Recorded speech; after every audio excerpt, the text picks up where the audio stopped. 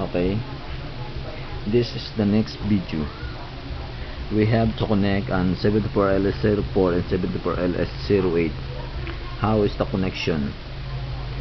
When we switch the 74LS04, also the 74LS08, LED will open.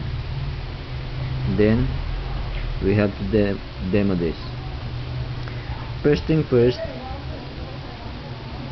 we have the negative connection aligned to the front of mine. Okay, let's insert the LED of the 74LS08.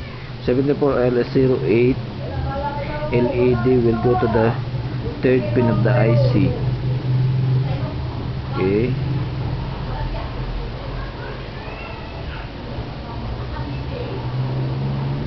I'm sorry.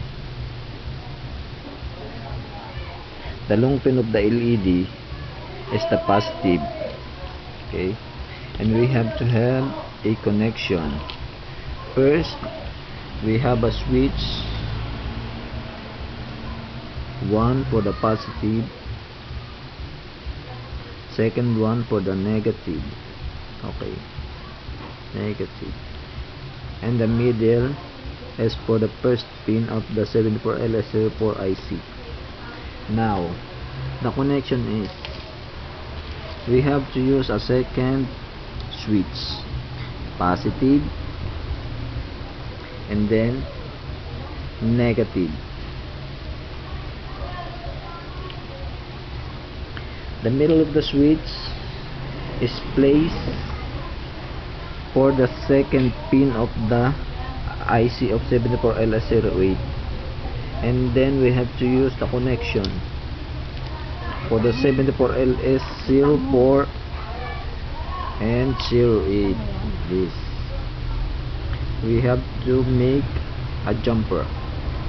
74LS04, the 74LS04 is the output, is the second pin of the IC, which we have to insert the second pin of the IC, and then to have to connect, we have to input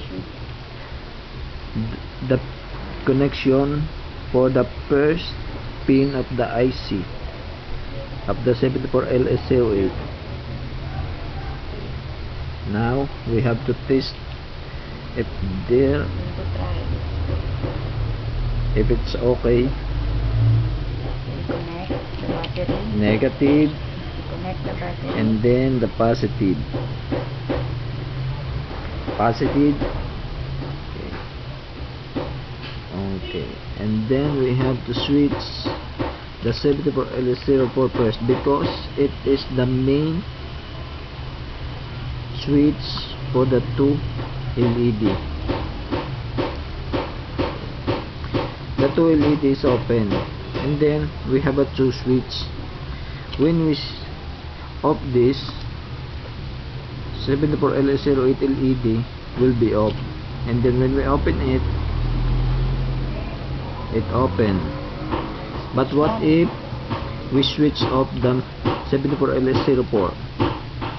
The two LED will be off, because it is the main switch of the two IC. I hope you learn from my demo. Thank you.